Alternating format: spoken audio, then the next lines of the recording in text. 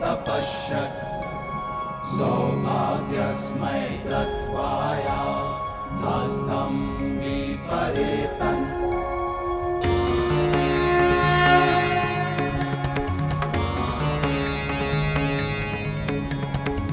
उषाद्वैतो नयतु वस्तविहाश्विना वप्रभवतां दधेना ग्रहाणगच्छ ग्रहपत्नी यतसो वशीवं विद्धवानरासि विहा प्रियं प्रजायाते समृद्धतामस्मिन् ग्रहे गहि पत्याय च ब्रूहि येनापत्या तन्वं संसृजस्वधारित्री विदधमा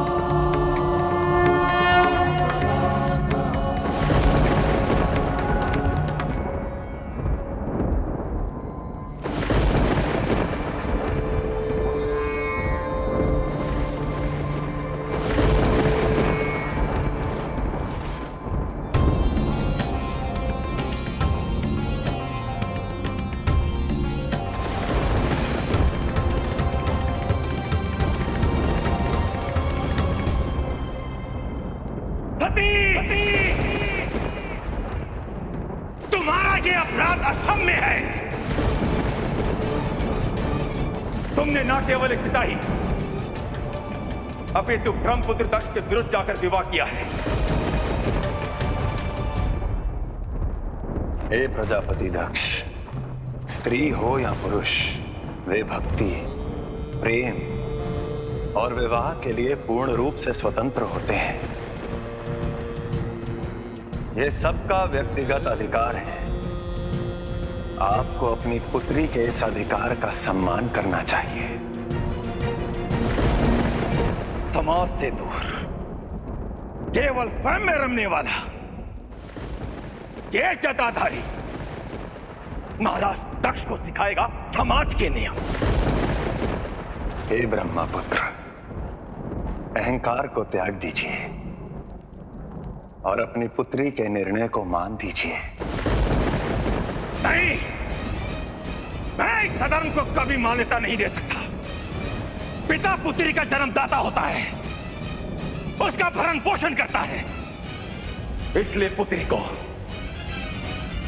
अपने पिता की सहमति से ही विवाह करना चाहिए। हे प्रजापति, सत्य कहा आपने। पुत्री के विवाह में माता पिता की सहमति अवश्य होनी ही चाहिए, परंतु पहली सहमति स्वयं उसकी होनी चाहिए,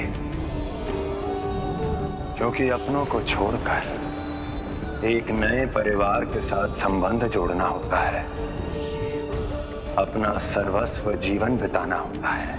तो तुम्हें क्या लगता है मेरी पुत्री ने उचित निर्णय लिया है? ये डमरू वाला जिसे न समाज का ज्ञान है न धर्म का, भला मेरी पुत्री को कैसे प्रसन्न रखेगा?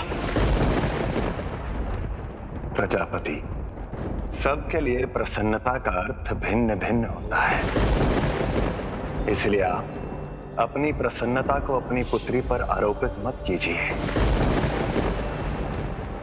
धर्म के अनुसार देवी सती का कन्यादान कीजिए और विधि पूर्वक उनकी विदाई की व्यवस्था कीजिए।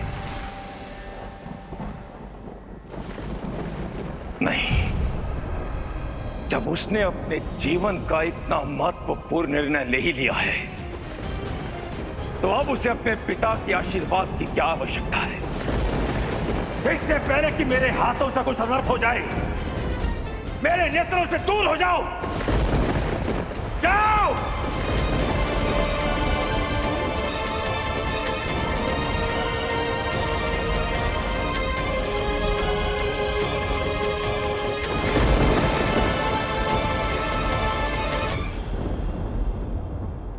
हे प्रजापति, मुझे पूर्ण विश्वास है कि आप अपने इस निर्णय पर पुनर्विचार अवश्य करेंगे और एक ना एक दिन अपनी पुत्री के निर्णय को स्वीकार करेंगे। तब तक के लिए हमें आज्ञा दीजिए।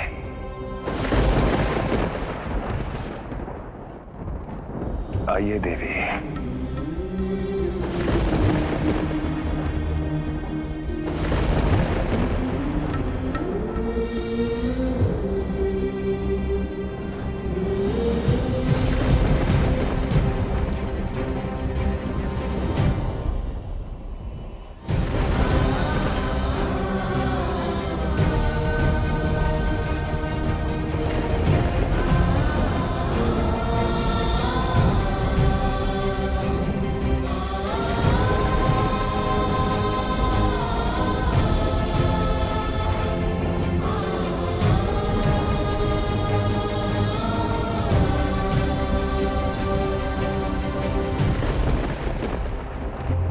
उस दिन हम महाराज दक्ष के विरुद्ध नहीं जा पाई।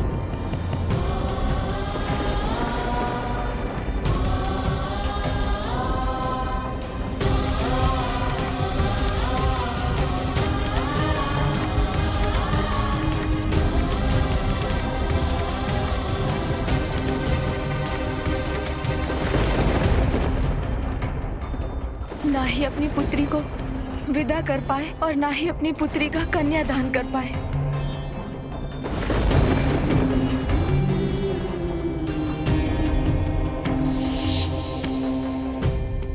हम अपनी पुत्री से प्रेम नहीं करते, नहीं करते। तभी तो उसके प्रेम को स्वीकृति देने का साहस नहीं कर पाए। आप हमसे पूछ रही थी ना गंगा कि यहाँ महादेव की पूजा क्यों नहीं होती? क्योंकि उस दिन हम अपने जमाता महादेव के पांव पूज नहीं पाए, पूज नहीं पाए। सारा दोष हमारा ही है गंगा। दोष आपका नहीं, दोष समय और परिस्थितियों का है। और हमें पूर्ण विश्वास है समय के साथ साथ सारे संकट भी समाप्त होते जाएंगे और महाराज दक्ष भी देवों के देव महादेव को स्वीकार करेंगे।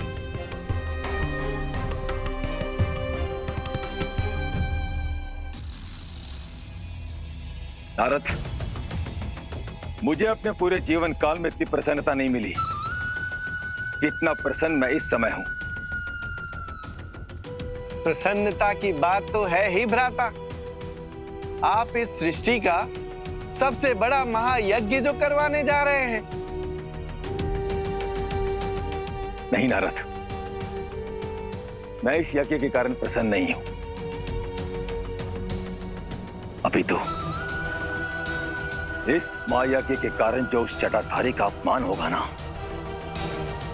उसके कारण मैं प्रसन्न हूं।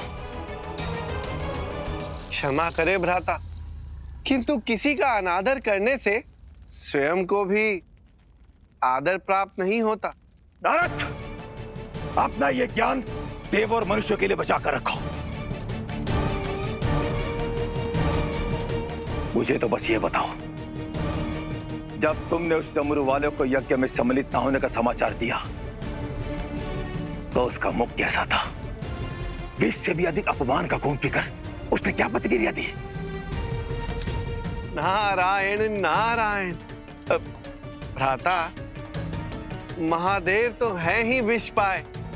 आपका संदेशा मिलते ही उनके मुख पर प्रसन्नता और भी अधिक बढ़ गई थी। अवश्य,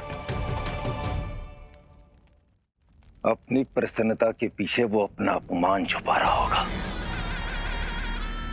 किंतु ये तो उस जटाधारी के अपमान का बस आरंभ है। अब मैं तब तक नहीं रुकूंगा जब तक सारे संसार से उसका सम्मान समाप्त ना हो जाए।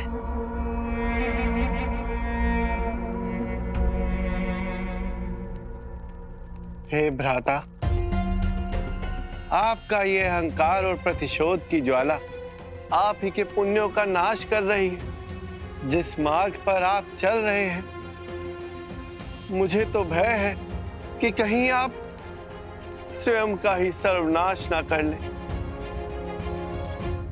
हमें ज्ञात हो गया महादेव के अपराधी और कोई नहीं, अभी तो महाराज दक्ष है। उन्हीं के कारण कनखल में महादेव की पूजा नहीं होती। किंतु अब हम ऐसा नहीं होने देंगे। हम महाराज दक्ष को समझा कर ही रहेंगे। गंगा, जो अहंकार से भरे होते हैं वो ना ही किसी की सुनते और ना ही समझाने पर समझते।